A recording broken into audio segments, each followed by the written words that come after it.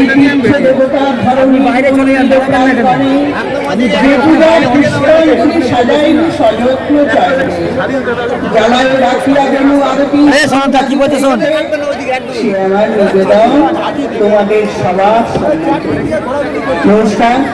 কন্যাগর পৌরসভা আয়োজিত কন্যাগর বইমেলা পুষ্প প্রদর্শনী উপলক্ষে আমি জুথিকা দে শ্রুতিমাধুরীর পক্ষ থেকে মাননীয় পৌরকর্তা শ্রীযুক্ত স্বপন কুমার দাস মহাশয়কে জানাই আমার প্রীতি শুভেচ্ছা ও আন্তরিক অভিনন্দন, আর সকলকে জানাই আমার আন্তরিক অভিনন্দন। আমাদের নির্মাণে রয়েছে কবিতার নানা ভাষা। শ্রেষ্ঠাদের কবি ভবানী প্রসাদ মজুমদারের বইমেলা বইমেলা বইমেলা বইমেলা বই রাশি রাশি ঝকঝকে টকটকে মুখ হাসি হাসি কত ক্রেতা দর্শক কত ভাষাভাষী ছেলে মেয়ে বুড়ো বুড়ি 8 থেকে 80 বইমেলা বইমেলা বই বই বই মোগলাই ফিশ ফ্রাই চাপ কই দই কাছে দূরে মেলা জুড়ে লোক থই থই তাই বলি এ মেলার বিকল্প কই বিকল্প কই। উচ্চারণের সিন্দিনী গুপ্ত। কবি সরলদেব আপ্যায়ন। আসুন আসুন বসুন বসুন হেলান দিয়ে সোফায়, ময়লা কেন জামা কাপড় দেয়নি কেছে ধোপায়, দোহাই দাদা দাঁত না লাগে সামনে নিয়ে বসুন, খবর টবর ভালো তো সব, কেমন আছে প্রসূন? পায়ে ধুলো দিতে এলেন বড্ড ধুলো পায়, দুঃখ পাবো ভুলো পাটা তোলেন যদি সোফায়, ডবল ডেকার বাসে এলে ভিড় কি ছিল ভারী, বলেন কি ভাই বাসের সিটে ছাড় পোকা এক কারি, এই রে খেলে উঠুন উঠুন পালান পালান পালান, বাসের থেকে সোফায় যদি ছাড় পোকা হয় চালান। এই চা বড় ভুল যে হলো, চলবে নাকি চাটা? নেহাত যদি যাবেন দাদা, আচ্ছা তবে টাটা টাটা। সৃজনে অপরাজিতা গাঙ্গুলি। কবি শুভদাস গুপ্তের বন্ধু। লোকাল ট্রেনের কামরায় ঘুরে ওরা দুজন ভিক্ষে করত, গান শুনিয়ে যাত্রীদের কাছে পয়সা চাইত, কেউ চারানা আটানা দিত, অনেকে দিতও না, তবু ওরা গাইত। একজন অন্ধ অন্যজন ভঞ্জ, অন্ধ যে সে গাইত গান আর অন্যজন বাজাতো, শেষে যা রোজগার হতো দুজনে ভাগ করে নিত। একদিন যাত্রীরা দেখলো অন্ধটি একাই গাইছে আর ভিক্ষে করছে, তবু নিত্যযাত্রীদের কেউ কেউ খেয়াল করলো আজ ক্ষণ ছুটি নেই, গানের সঙ্গে পাচ্ছে না ডালডার টিন। অন্ধটি বলল, তিন বাবুরা আমরা অন্ধ খোড়া, আপনাদের দয়ায় নির্ভর করে পেট চালাই, দিন বাবু চারানা আটানা যে যা দেন। এক বাবু আটানা দিতে হেসে বললেন, ওহে তোমার পার্টনার গেল কই? তুমি তো একাই, টিম গেল কোথায়? একা গাইছো অথচ বলছো আমরা দুজন, এই কেমন ব্যাপার গো? পয়সাটা হাতে নিয়ে বলল, ও খোড়া কাল মারা গেছে গো, তা মরলে কি হলো, ওর সংসার বউ বাচ্চারা তো রয়েই গেছে, ওদের খাওয়াতে হবে না? ও আমার বন্ধু ছিল, ওর ছেলে বউ না খেয়ে থাকবে আর আমি ঘরে বসে খাবো, তা কি হয় বাবুরা? বন্ধু গো বন্ধু, সে বড় বড় জিনিস গো, বড় জিনিস। প্রেমের কবিতায় জয়া মজুমদার। কবি রানী কাজী নজরুল ইসলাম। তুমি আমায় ভালোবাসো তাই তো আমি কবি, আমার এই রূপ সে যে তোমার ভালোবাসার ছবি, আপন জেনে হাত বাড়ালো আকাশ বাতাস প্রভাত আলো, বিদায় বেলায় সন্ধ্যা তারা খুবই রোদন দেবী, তুমি ভালোবাসো বলে ভালোবাসি সবই, আমার আমি লুকিয়েছিল তোমার ভালোবাসায়। আমার আশা বাইরে এলো তোমার হঠাৎ আশা। তুমি আমার মাঝে আসি অসিতে মোর বাজাও বাঁশি। আমার পূজার যা আয়োজন তোমার প্রাণের হবি। আমার বাণী জয়মাল্য রানী তোমার সবই। তুমি আমার ভালোবাসো তাই তো আমি কবি।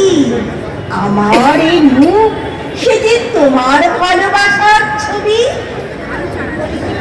পরিবেশনে আবৃতা মাইতি। কবি জয়দীপ চট্টোপাধ্যায়ের কলাবতী আজও। কলাবতী আজও কেঁদে চলে সারা রাত। অনন্ত ঘুমে আছে তার সন্তান। রোগে শোকে নয়, সমাজ মেরেছে তাকে। কন্যা হচ্ছে এই তার অপরাধ। আমি কলাবতী, গ্রাম ও ডাকঘর কাকচিনি, মধ্যপ্রদেশ। গ্রামের আর 5টা মেয়ের মতোই আমারও জীবন শুরু। শরীরে বসন্তের শিহরণ বোঝার আগেই ঠিকানা বদল। একান্নবর্তী ঘর সংসার, ভাগ্যলিপি বরাবর শুধু হেঁটে চলা। একে একে আমার 9টি কন্যা সন্তানের আলো আমারই চোখের সামনে নিভিয়ে দিল আমারই পরিবার। ছেলের বিয়ে দিলে অন্তত 1 লক্ষ টাকা, 1 কেজি সোনা, নানান যৌতুক পাওয়া যায়, কিন্তু মেয়ে হলে তাই এখানে প্রতিদিন মাকে দেখতে হয় কন্যা শিশুর নির্মম হত্যাকাণ্ড। আমার 10ম গর্ভের কন্যা রূপবতীকে ওরা হত্যা করতে চেয়েছিল। রূপবতীর প্রথম আলো দেখার মুহূর্তে ওরা বাড়ির বস্তা নিয়ে এগিয়ে এসেছিল।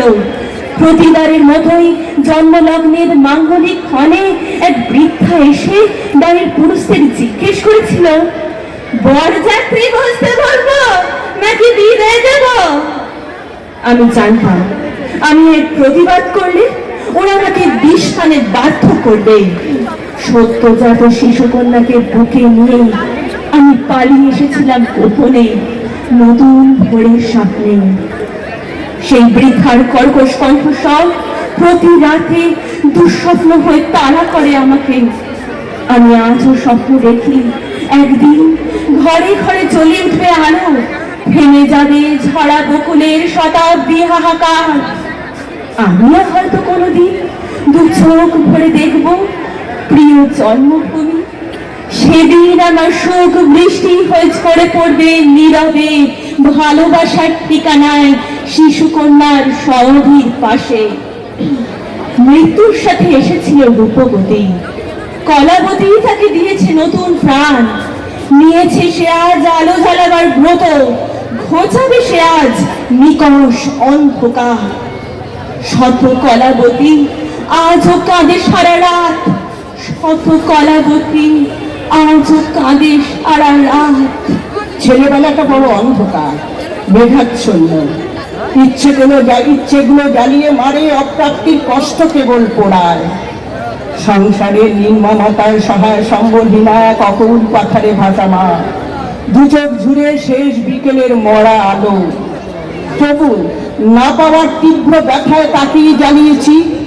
না বুঝে তাকেই রক্তাক্ত করেছি আমার তীব্র চাওয়ার নৃশংস আবদারে। মা রেগে গেলে তার মাথা ঠিক থাকতো না।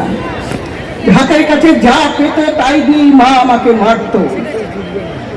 কতবার দগদগে ঘায়ে পিঠ পুড়েছে, কতবার কপাল ফেটে রক্ত ঝরেছে, কতবার সারা রাত অভুক্ত অবস্থায় দাঁড়িয়ে কাটিয়েছি সদর বাজার বাইরের রাস্তায়। ছেলেবেলা তো, কারণ যুক্তি বাস্তবতা কোনোটাই বোঝার বয়স নয়। তাই নানান চাওয়া, কখনো ঘুড়ি, কখনো লাট্টু, কখনো কিন্ডা বিস্কুট, কখনো নারকেলের চন্দ্রকুলি, আবার কখনো বা রবিবারের সকালের জিলিপি।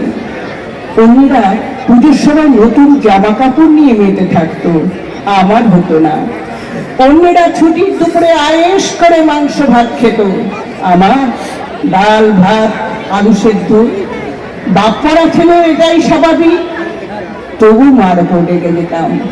মা কখনো কাঁদতো, কখনো নির্মম ভাবে আমাকে মারত। রাত্রে একদিন জ্বর এসে যেত, হু হু করে কাঁদতাম। দোতলার টালি ছাওয়া বারান্দায় মা দুধ পেতে শুয়ে শুয়ে কাঁদতাম। কখন যেন ঘুমিয়েও পড়তাম।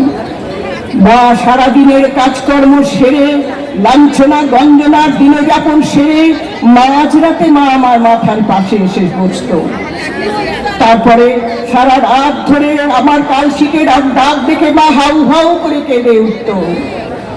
তারপর বড় হলাম, একটু করে নিজের পায়ে দাঁড়ানোর সুযোগ এলো, তখন মা আমার এক কষ্টি চর্ম সারা এক আত্ম মানুষ, যে কেবল কাঁদে, যে কেবল ভোগে, যে কেবল কষ্ট পায়।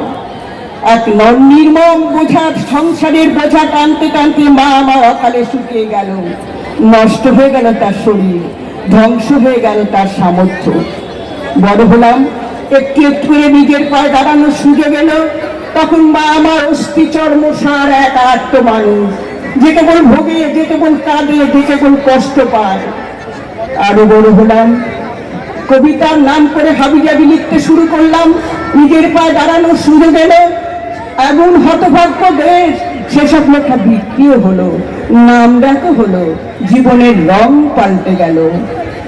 মা কিন্তু একই রয়ে গেল। মা কিন্তু চোখের ক্লান্তিও আর ঘুচলো না, মুখে হাসিও আর ফুটলো না।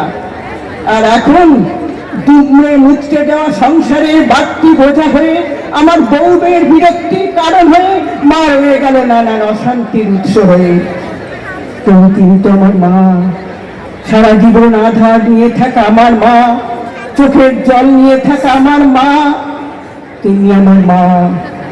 আজও যখন বেশি রাতে বাড়ি ফিরি, বউ রাগ করে, মেয়ে বিরক্ত হয়, মা এসে মাথার পাশে বসে, বলে বাবারে সারাদিন কিছু খেয়েছিস তো, কত কষ্ট করিস, আমরা এতগুলো লোক তোর ওপর ভর করে রয়েছি রে বাবা।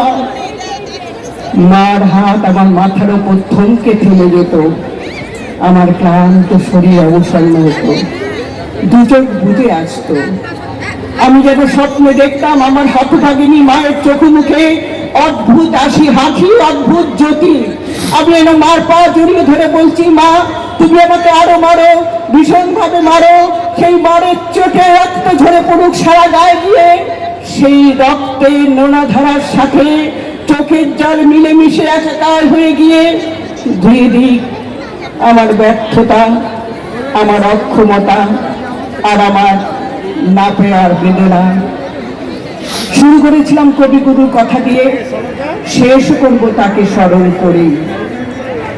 তলপ্রকাশের মোর শেষ নিবেদন, সকল ক্ষীণতা মহ করো ছেদন।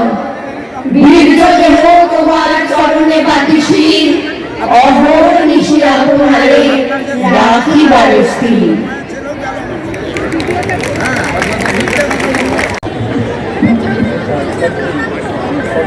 হ্যালো,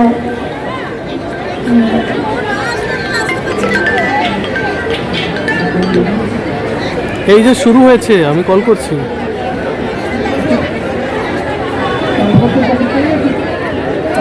আমি আসছি, দাঁড়াও, হয়ে গেছে শুরু, দাঁড়াও দাঁড়াও। তুমি কেন বলেছিলে? ঠিক আছে, তুমি কিছুই করছো না, ধর তুমি রাখছি, শুরু হয়ে গেছে, ভিডিও নিচ্ছি, রাখছি। এই তীর্থ দেবতার ধরনী বাইরে চলে যান, পুষ্পাঞ্জলি সাজাইনি সযত্ন চাইনি, জ্বালায় রাখিয়া গেল আরতি। সে আমার নিবেদন তোমাদের সবার নমস্কার। কন্যাগর পৌরসভা আয়োজিত কন্যাগর বইমেলা পুষ্প প্রদর্শনী উপলক্ষে আমি জুথিকা দে শ্রুতিমাধুরীর পক্ষ থেকে মাননীয় পৌরকর্তা শ্রীযুক্ত স্বপন কুমার দাস মহাশয়কে জানাই আমার প্রীতি, শুভেচ্ছা ও আন্তরিক অভিনন্দন। আর সকলকে জানাই আমার আন্তরিক অভিনন্দন। আমাদের নির্মাণে রয়েছে কবিতার নানা ভাষা। শ্রেষ্ঠাদে কবি ভবানী প্রসাদ মজুমদারের বইমেলা, বইমেলা, বইমেলা, বইমেলা, বই রাশি রাশি, ঝকঝকে টকটকে মুখ হাসি হাসি, কত ক্রেতা দর্শক, কত ভাষাভাষী, ছেলে মেয়ে বুড়ো বুড়ি 8 থেকে 80, বই মেলা বই মেলা, বই বই বই, মোগলাই, ফিশ ফ্রাই, চাপ খই দই, কাছে দূরে মেলা জুড়ে লোক থই থই, তাই বলি এ মেলার বিকল্প কই, বিকল্প কই। উচ্চারণে সিন্দিরি গুপ্ত। কবি সরলদেব আপ্যায়ন। আসুন আসুন, বসুন বসুন, হেলান দিয়ে সোফায়। ময়লা কেন জামা কাপড়, দেয়নি কেচে ধোপায়? দোহাই দাদা, দাগ না লাগে সামনে নিয়ে বসুন। খবর টবর ভালো তো সব? কেমন আছে প্রসূন? পায়ের ধুলো দিতে এলেন, বড্ড ধুলো পায়। দুঃখ পাবো, ভুলো পাটা তোলেন যদি সোফায়। ডবল ডেকার বাসে এলেন, ভিড় কি ছিল ভারী? বলেন কি ভাই, বাসের সিটে ছাড় পোকা এক কারি। এই রে খেলে, উঠুন উঠুন, পালান পালান পালান, বাসের থেকে সোফায় যদি ছাড় পোকা হয় চালান। এই চা বড় ভুল যে হলো, চলবে নাকি চাটা? নেহাত যদি যাবেন দাদা, আচ্ছা তবে টাটা টাটা। সৃজনে অপরাজিতা গাঙ্গুলি। কবি শুভ দাশগুপ্তের বন্ধু। লোকাল ট্রেনের কামরায় ঘুরে ওরা দুজন ভিক্ষে করত, গান শুনিয়ে যাত্রীদের কাছে পয়সা চাইত। কেউ 4 আনা 8 আনা দিত, অনেকে দিতও না, তবু ওরা গাইত। একজন অন্ধ, অন্যজন ভঞ্জ। অন্ধ যে, সে গাইত গান, আর অন্যজন বাজাতো। শেষে যা রোজগার হতো দুজনে ভাগ করে নিত। একদিন যাত্রীরা দেখলো অন্ধটি একাই গাইছে আর ভিক্ষে করছে।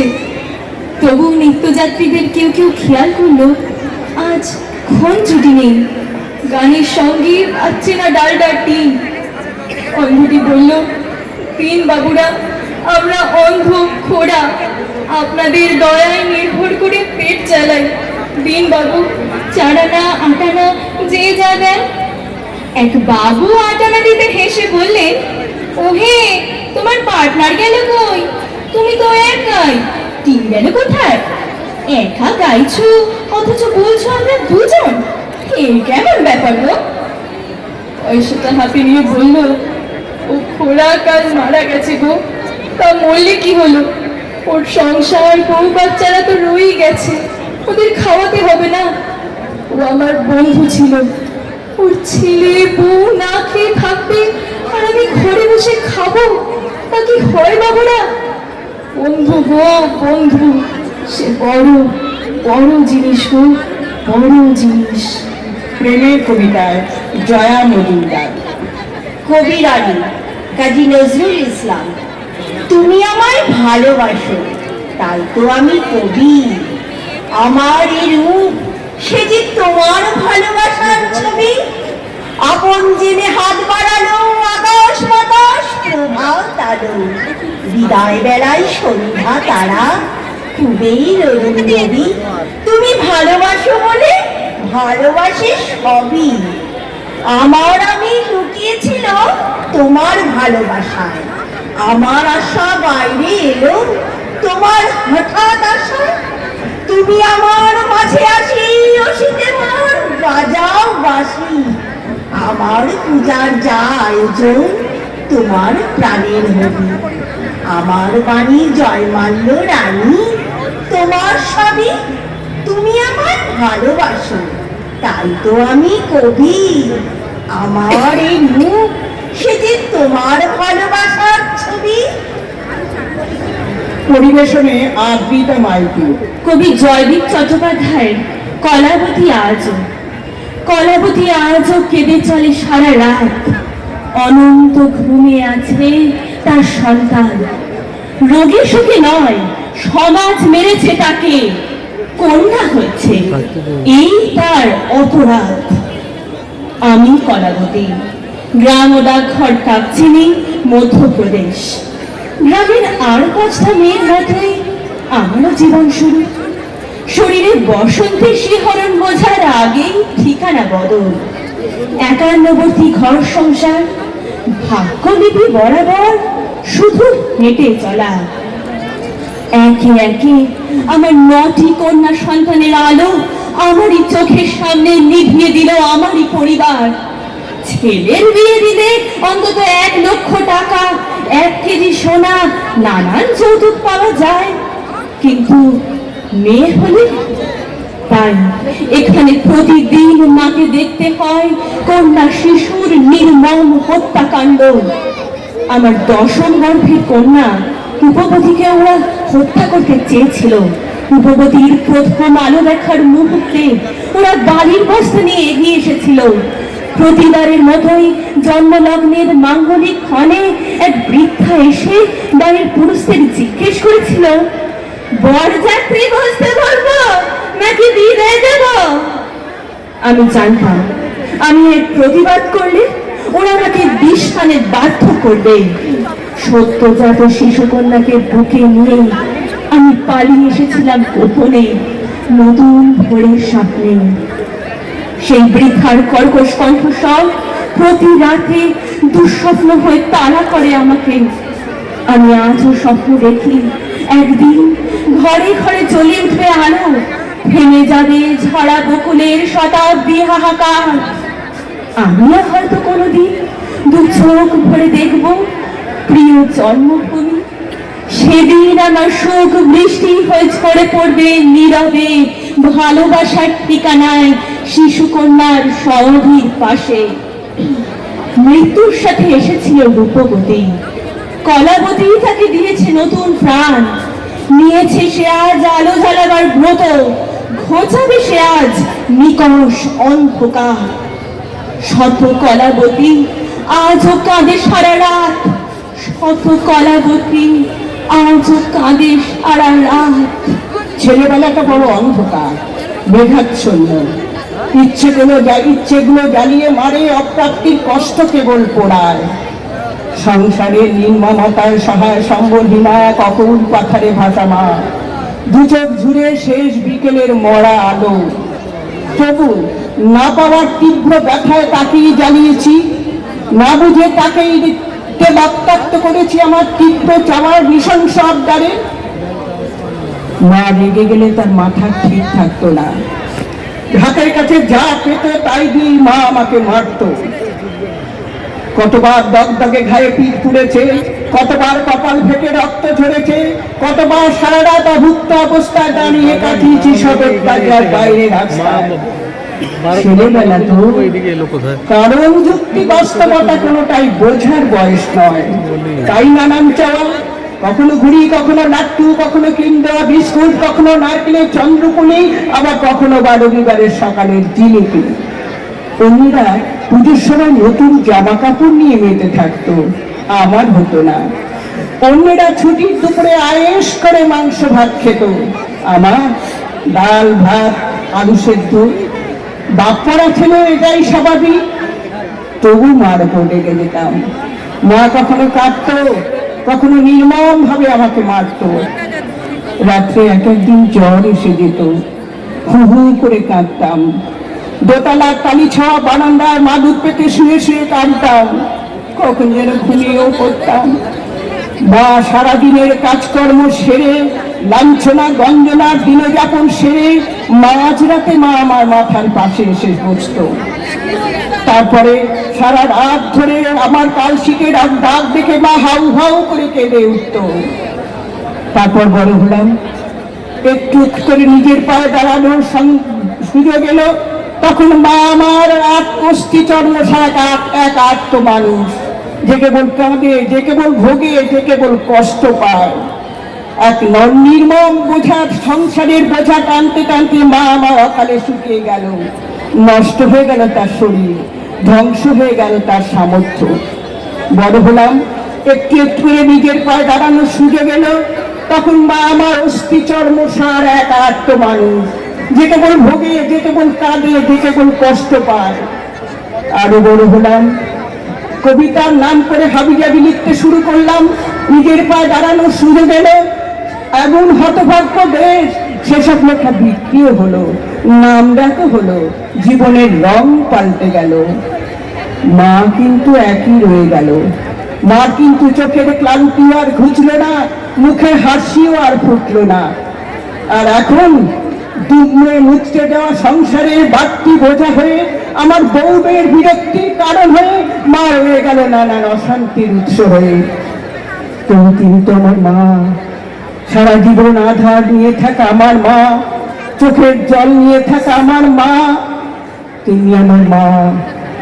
আজও যখন বেশি রাতে বাড়ি ফিরি, বউ রাগ করে, মেয়ে বিরক্ত হয়, মা এসে মাথার পাশে বসে, বলে বাবারে সারাদিন কিছু খেয়েছিস তো, কত কষ্ট করিস, আমরা এতগুলো লোক তোর ওপর ভর করে রয়েছি রে বাবা। মার হাত আমার মাথার ওপর থমকে থেমে যেত, আমার ক্লান্ত শরীর অবসন্ন হতো, দু চোখ বুঝে আসতো। আমি যেন স্বপ্নে দেখতাম আমার হতভাগিনী মায়ের চোখ মুখে অদ্ভুত হাসি, অদ্ভুত জ্যোতি। আমি যেন মার পা জড়িয়ে ধরে বলছি, মা তুমি আমাকে আরো মারো, ভীষণ ভাবে মারো, সেই মারের চোটে রক্ত ঝরে পড়ুক সারা গায়ে গিয়ে, সেই রক্তের নোনা ধারার সাথে চোখের জল মিলেমিশে একাকার হয়ে গিয়ে ধুয়ে দিক আমার ব্যর্থতা, আমার অক্ষমতা, আর আমার না পেয়ার বেদনা। শুরু করেছিলাম কবিগুরুর কথা দিয়ে, শেষ করব তাকে স্মরণ করে। তমকাছেই মোর শেষ নিবেদন, সকল ক্ষীণতা মহ করো ছেদন। বীর্য দেহ তোমার চরণে বাতিশীল, অহর নিশি আপনারে রাখিবারে স্থির।